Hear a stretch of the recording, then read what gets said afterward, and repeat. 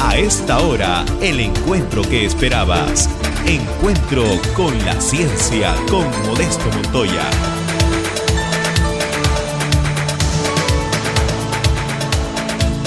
Encore un petit peu d'endurance. Je vais vous parler d'une thématique un petit peu différente par rapport à la journée, un peu moins de physique et un peu plus de médecine, vous allez voir.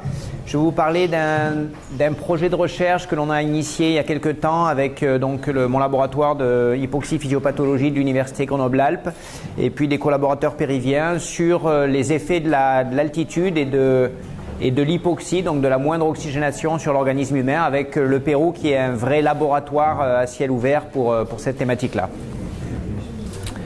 Alors justement, il y a beaucoup de physiciens dans la salle, donc vous savez que une des caractéristiques de l'altitude, c'est la réduction de la pression atmosphérique. Et pour nous, d'un point de vue physiologique, ça veut dire une réduction de la pression inspirée en oxygène. Et cette réduction de la pression inspirée en oxygène, c'est ce qui va définir l'hypoxie, c'est-à-dire le fait que l'organisme humain et tous les organismes, au fur et à mesure qu'on va s'élever en altitude, va être exposé à une hypoxémie, c'est-à-dire moins d'oxygène dans le sang. Donc on va devoir fonctionner avec moins d'oxygène. C'est cette thématique-là qu'on étudie dans notre laboratoire à Grenoble. On peut l'étudier dans différentes conditions lorsque des habitants de plaine montent en altitude, mais on peut l'étudier de façon plus originale encore dans les villes de haute altitude où là il y a des populations, et au Pérou en particulier, des populations qui sont exposées en permanence à des niveaux d'altitude très très élevés. Donc en France, vous voyez, les lieux d'habitat les plus élevés, c'est autour de 2500 mètres avec des stations de ski comme Val Thorens. Mais en Amérique du Sud en particulier, on a des très grosses villes à très haute altitude. On lit actuellement dans les principaux livres sur le sujet que la limite d'habitat permanent, la limite d'altitude pour l'homme, c'est 5000 mètres. Et au Pérou, on a une ville qui est considérée comme la ville la plus haute du monde et qui est quasiment une exception, une anomalie avec la ville de la Rinconada. Et c'est cette ville-là qui nous a permis de développer un programme de recherche très original au Pérou. Donc il faut savoir que cette question de la vie en altitude, ça concerne quand même des millions d'habitants, dont beaucoup en Amérique du Sud, 140 millions, vous voyez, d'habitants qui vivraient au-dessus de 2500 mètres d'altitude à travers le monde. Et donc, au fur et à mesure que l'on s'élève en altitude, comme je vous disais tout à l'heure, on a une réduction de la pression inspirée en oxygène, du fait de la réduction de pression barométrique. Et du coup, lorsque l'on regarde au niveau sanguin, on a également une réduction peu à peu, lorsque l'on s'élève en altitude, une réduction de la quantité d'oxygène dans le sang. Là, on est à Paris, on a tous autour de 100 mm de mercure de pression en oxygène dans le sang. Et puis, ça va diminuer assez fortement dans certaines villes en particulier, vous voyez, à partir de plus de 3000 mètres d'altitude. Ce qui est intéressant dans ce graphique, c'est que ici, à Paris, les pneumologues ont un seuil en fait de quantité d'oxygène dans le sang pour prescrire à un malade ce qu'on appelle une oxygénothérapie. C'est-à-dire qu'on lui donne une bouteille, des canules et on le met sous oxygène. Le patient parisien qui a une quantité d'oxygène dans le sang, une pression en oxygène dans le sang en dessous de 55 mm de mercure. Et bien en Amérique du Sud en particulier, il y a des dizaines de milliers d'habitants dans ces villes qui vivent avec une quantité d'oxygène bien en dessous de ce seuil pour lesquels à Paris on prescrit en fait une oxygénothérapie. Donc c'est vraiment une thématique de recherche très intéressante de voir comment on peut vivre avec finalement si peu d'oxygène globalement en bonne santé. Globalement. Alors on a quelques idées, quelques adaptations physiologiques qu'on connaît. On sait qu'il y a quelques spécificités génétiques dans ces populations de haute altitude, mais globalement, il y a pas mal de mécanismes qui restent à clarifier.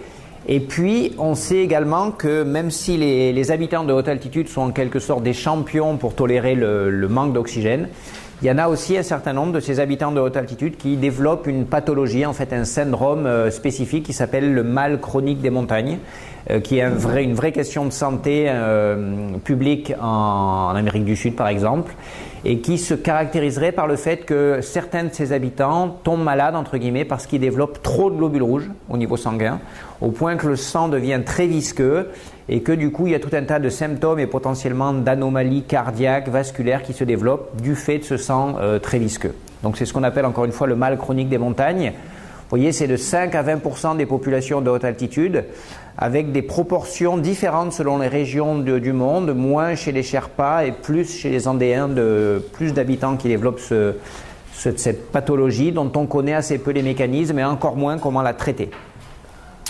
Du coup, c'est sur ces bases que l'on a développé un projet qui s'appelle Expédition 5300 à la Rinconada, grâce à la rencontre il y a quelques années d'un jeune docteur qui s'appelle Ivan Anko, qui a été formé à l'université de l'Altiplano à Puno et qui est maintenant doctorant dans mon laboratoire et avec qui on a noué une relation privilégiée avec les mineurs et la coopérative minière de la Rinconada pour organiser depuis quelques années des recherches préliminaires. Et puis en février dernier, on a réalisé un projet de recherche plus ambitieux avec une vingtaine de chercheurs. Nous nous sommes rendus quasiment 2 mois dans cette ville, au Pérou. Ici, je vais vous montrer quelques images, ça vous parlera mieux de cette ville.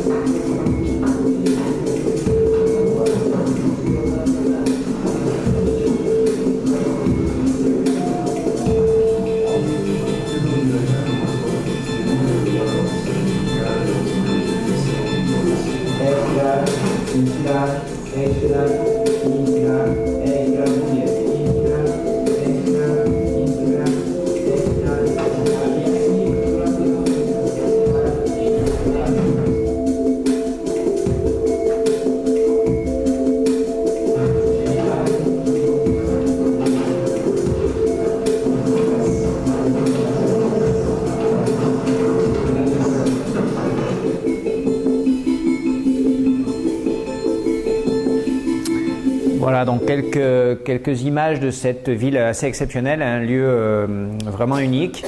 On a bénéficié des données médicales, donc il n'y a à peu près aucun encadrement médical dans cette ville, mais on a juste ce jeune docteur Ivan Anko qui depuis plusieurs années bénévolement monte dans cette ville pour prodiguer des soins.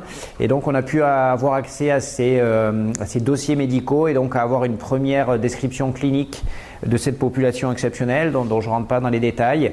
Ce qui est sûr, c'est qu'on a vu que dans cette ville, il y a à peu près un quart de la population qui est malade du fait du manque d'oxygène. Donc il y a encore une fois un vrai problème de santé publique du fait de la tolérance ou de l'intolérance au manque d'oxygène.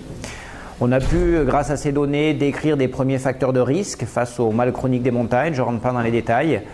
Et puis donc en début d'année, on a passé, donc, comme je vous disais, plusieurs semaines à la fois de Lima jusqu'à la Rinconada pour au total décrire, phénotyper en détail une centaine de Péruviens en fonction du niveau d'altitude, Lima, Puno, la Rinconada, et en fonction du fait qu'ils avaient ou pas la Rinconada, ce fameux mal chronique des montagnes. Donc on est rentré début mars. On a vraiment fait un phénotypage complet depuis les caractérisations génétiques, épigénétiques, biologiques, cardiovasculaires, des évaluations à l'effort, des évaluations du sommeil. Vous avez quelques photos ici. Autant vous dire qu'on est rentré début mars, donc on est, comme vous l'imaginez, dans l'analyse de résultats pour de nombreux mois. Éventuellement, on a un site internet sur lequel vous pourrez suivre les résultats. J'avais quelques premiers résultats à vous montrer, mais je pense que c'est pas l'essentiel aujourd'hui. Ce que je voulais vous dire, c'est que à la fois il y a une vraie nécessité de développer la connaissance pour aider en termes de santé ces populations de haute altitude, et ça concerne la Rinconada, mais bien plus largement l'Amérique du Sud et d'autres régions du globe.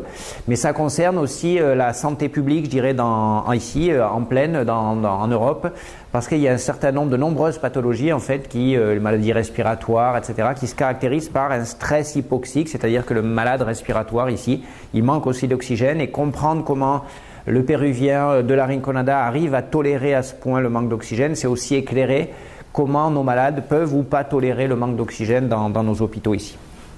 Donc il y a tout un tas d'aspects mécanistiques, de biomarqueurs, de possibilités de stratégies thérapeutiques qui sont sous-jacentes, je dirais, à ces travaux en altitude. Et donc on a un certain nombre dans ce programme de recherche au Pérou et à la Rinconada, un certain nombre de perspectives. Notre idée, bien sûr, c'est de renforcer encore nos collaborations avec les acteurs locaux, en particulier à Puno, à Lima, dans le domaine de la médecine d'altitude. Et puis à la Rinconada plus spécifiquement, on a pour objectif de pouvoir développer un lieu, y compris physique, à la fois d'aide, de soutien médical à la population, de formation des soignants péruviens et également français à la médecine d'altitude, et puis de poursuivre les recherches et de mieux développer encore, de plus développer la connaissance sur les pathologies d'altitude et leur traitement, parce que globalement, quand on est face à un habitant de la Rinconada malade, en tant que médecin, on n'a globalement pas vraiment les éléments pour savoir comment le traiter, comment l'évaluer. Donc on a vraiment besoin de faire avancer la recherche dans ce milieu-là pour ensuite soigner et venir en aide à ce genre de population-là. Voilà en résumé, Grenoble, vous voyez, bien plus bas avec quelques montagnes autour, mais rien à voir par rapport au Pérou. Voilà. Merci à vous.